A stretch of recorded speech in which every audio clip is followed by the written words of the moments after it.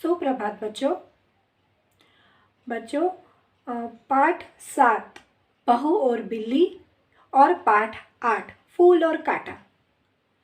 इस पाठ को मैं काफ़ी टाइम से आप लोगों को बोल रही हूँ कि याद कीजिए, लेकिन अभी तक आधे से ज़्यादा बच्चों को याद नहीं है।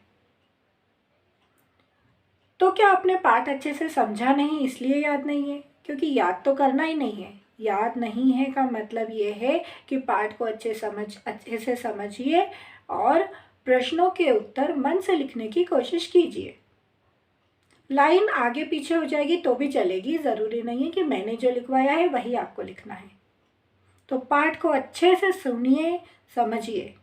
मैं फिर से ये दोनों पाठ आपको कहानी द्वारा, जैसे वीडियो में कहानी बनती है ना, वैसे वीडियो के द्वारा सुना रही हूँ। तो आप जैसे दूसरी कहानियाँ सुनते हैं ना, वैसे इसको सुनिए और वैसे समझिए, तो शायद आपको प्रश्नों के उत्तर मन से लिख पाएंगे आप। ठीक है, तो आइए हम देखते हैं पाठ 7 बहू और बिल्ली और पाठ 8 फूल और कांटा वीडियो के द्वारा। ठीक है, ध्यान से सुनिए और HW कॉपी में लिख कर प्रश्न उत्तर याद कीजिए। ठीक है। बहू और बिल्ली।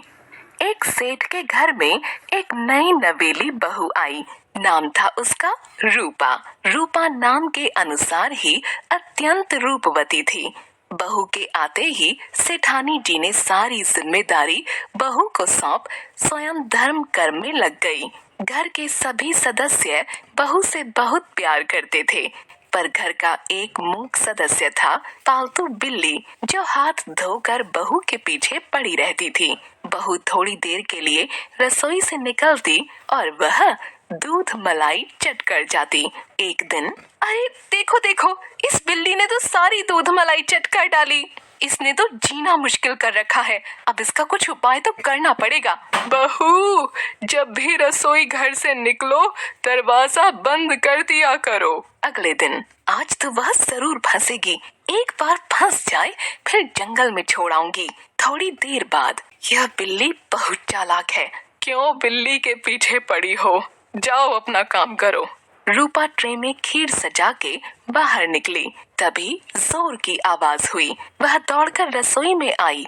आज मैं इसे नहीं छोड़ूंगी। बहू ने बैट उठाकर बिल्ली पर जोर से मारा। बिल्ली वहीं निढाल होकर गिर पड़ी। नौकरानी ने यह देख लिया। वह दौड़ती हुई सेठानी के पास गई। अम्मा, अम्मा, गजब हो गया, बहू ने बिल्ली को मार दिया। सेठानी रोती चिल्लाती आई। बिल्ली को मार दिया? बिल्ली की हत्या और आदमी की हत्या बराबर होती है। अब इन्हें प्रायश्चित करना होगा। जब तक प्रायश्चित नहीं हो जाता, बहू किसी चीज को हाथ नहीं लगाएंगी। सही कहा तुमने कमला। अब जा, पंडित जी को बुला ला, वही इसका समाधान निकालेंगे। सेठानी जी दुखी मन से आंगन में बैठी हुई। नौकरानी के साथ पंडित जी आते हुए। हरे राम, बहुत बुरा हुआ। बिल्ली की हत्या घोर नरक का विधान है। पंडित जी, अब क्या होगा? पंडित जी ऊंचे आसन पर बैठते हुए। सेठानी जी, चिंता की बात नहीं है। शास्त्र में सबका समाधान है।